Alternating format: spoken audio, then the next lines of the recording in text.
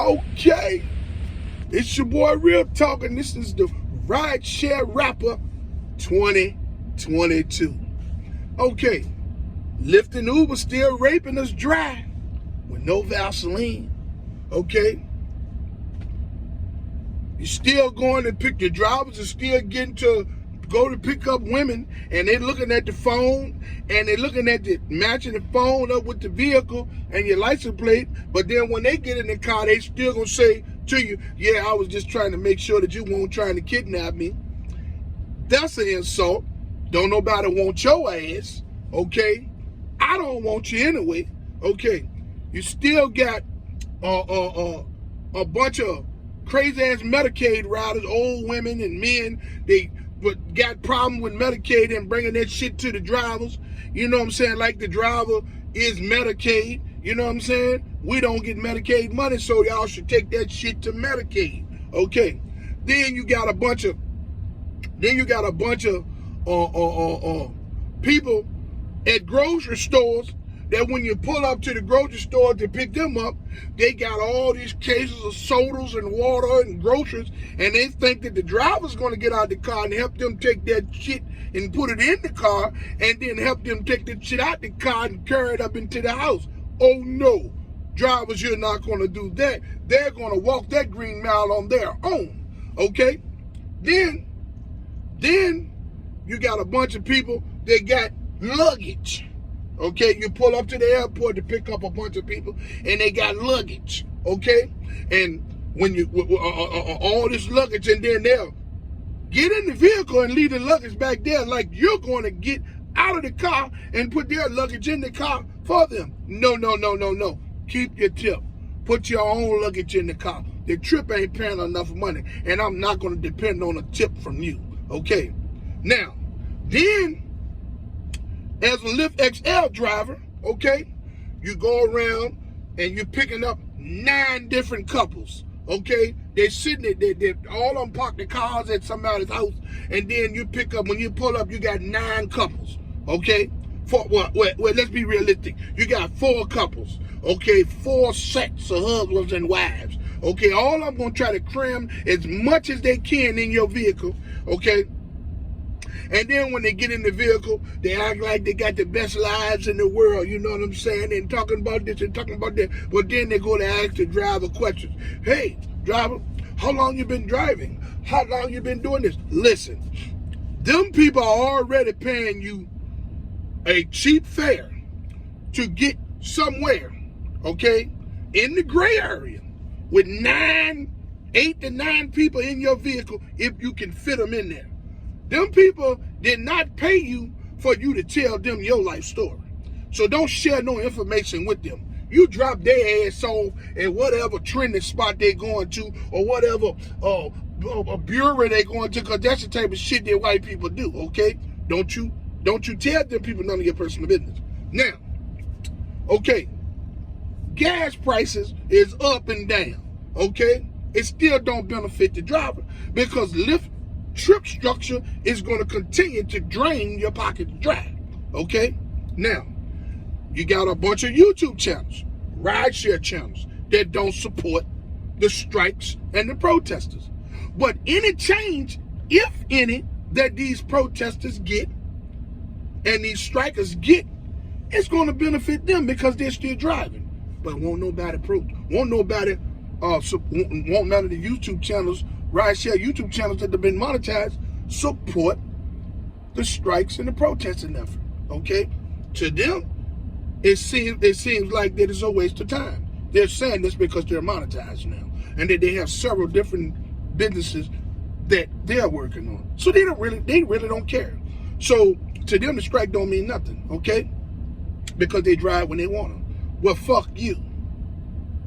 I support the drivers 100%. Now, there is one channel that I see that is for the drivers 100%. Now, I haven't ran across all of the channels. So those that I've missed that supports the striking effort and the protesters, I apologize. I'm with you too. The rideshare professor is the one, okay? He represents the drivers 100%. He stands with them. he's exposing all of the bullshit that these rideshare companies are doing to the drivers. You understand what I'm saying? And he's monetized. He's getting money. You know what I'm saying? So I'm with your rideshare professor. Now, you got a lot of these rideshare YouTube channels beefing with one another. Why? Over the internet. It makes no sense. You're never going to see the person. And if you do see them, they're going to be driving and they're going to be running. You know what I'm saying? So why? You know what I'm saying? It makes no sense. Take that energy and help support these people that's striking and protesting. You understand what I'm saying? Okay, now, we're going to wrap this thing up a little bit. Okay, so then the rider's still getting in the car telling you that the drivers are stinking in other vehicles that didn't, other lifts that didn't get in, and the cars are dirty. You drivers need to get your ass together, wash your ass, and take time to keep your cars clean so you can present these people with a wonderful product. Brush your damn hair and put some lotion and shit on. You know what I'm saying? So you can be presentable out here while you're offering service to society. Okay? Now, okay, let's see what else we gonna do. Okay, let's go to a little bit of entertainment. All right? You got Whack 100. You got Charleston White. You got the Cussing Pastor. You got and several other ones that's got the internet in a frenzy. Y'all doing exactly what they want y'all to do. They are causing chaos by saying shit to y'all because they know that everybody in the world is sensitive. And the more that y'all talk about them, the more that their brand is going to go up. The more views they're going to get on YouTube, and they're going to get paid. That's right. So, hey, Charleston White, the Cussing Pastor, and Whack 100, power to the people, baby. Get that bread.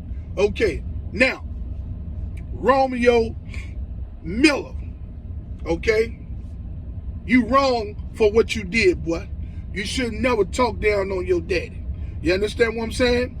Hey, man, as an entrepreneur, you try many things. You fail at a lot of them, but you succeed. The one thing that I didn't hear you say in all of your gripes is how good of a father he was to you because he raised your ass. You're a man. But you're showing a bunch of female tendencies right now because you could have called your daddy or you could have sat down and talked to him. Now, that's you and your daddy's beef, and I know that y'all going to get it together. Pull your britches up, boy, and buckle your belt up. You never go against your family. Now, let's see what else we going to pull out the woodworks. Okay, one more entertainment thing. Oh, boy, this is going to be great. Let's see what we're going to pull out of the woodwork. The goddamn Kardashians. Now, these supposed to be the best women in the world with the most beautiful bodies ever. They spend millions of dollars getting blown up like balloons, getting their lip puffed all up. You know what I'm saying? They done been with every sports athlete. They done been with every actor, every musician. But they got a body count from here clean to Tuscaloosa, okay? And every time I turn around, somebody's cheating on them. They're made to be the victim. Let me tell you about these Kardashians. Hell no, I don't know nothing about them. But I'm going to tell you, their dating lives have a PR team connected to it. They know all about the person that they fall madly in love with before they decide to date that person. They know all of the dirt. They know everything about this person. The PR team keeps this locked in so that when the relationship starts to going bad, before you diminish the brand of that Kardashian, that PR team is going to start releasing shit. Okay, hey, he's a drug dealer. I mean, he's a drug addict. Hey, he's a sex addict. Hey, he has bipolar problems. This and that and the third. Then they start attacking the credibility of these athletes, actors, entertainers, and all that stuff so that they can stay looking like the victim. How in the hell is it that you're supposed to be the most beautiful women in the world, but you can't keep a man? You go spend all these millions of dollars, get your body blowed up. You're taking naked pictures. You're doing this. You provocatively dressed all over the place and everywhere, you still can't keep your man. What you should do is you need to get in a room full of women that know how to fuck and know how to suck good dicks. And pay them so they can teach y'all how to keep your men. Because y'all motherfuckers is all the pieces. And the moment she's sitting back with herself, so if she take the makeup off, her face gonna crack just like a puzzle. Okay? She's sitting back getting millions. The daddy, that what his name is, Jenna, he wearing thong bikinis and shit. You know what I'm saying? When I was growing up, he was doing the Wheaties box. The bitch won I don't know how many events at the Olympic. Built up like mother Arnold Schwarzenegger. Now he walking around with dresses and high heels on, lips and shit. But he looked just like one of the Kardashians. You understand what I'm saying? Hey, the athletes, the actors, the entertainers, and whoever else with money, y'all made them motherfuckers. Because y'all think that they're the best looking women in the world. So when you get a little change and you get in the places where they at, you go after them. It's y'all fault. So them goddamn Kardashians ain't doing no more than y'all allowed them to. You understand what I'm saying? Now, we're gonna wrap this thing up with this right here. As I stated in the beginning, Lyft and Uber still drive raping the hell out of motherfuckers.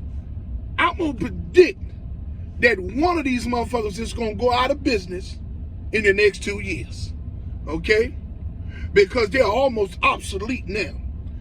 Lyft started at $72 a share in 2019 when they went public. They're down to $9.87 a share now. They raping the hell out of the drivers to make a profit. The drivers out here protesting and crying and trying to figure out how they're going to have gas money to drive tomorrow because this is all they have. And everybody keeps saying, hey, man, why don't you just quit? You know what I'm saying? Hey, man, you can do something else. Listen, mind your damn business. These drivers is out here driving because it's all they got right now. And they need this money right now. What little bit it is, it barely beats a blank. Okay? Now, we're going to wrap this thing up, 2022, on a good note. Let's get this bread, baby.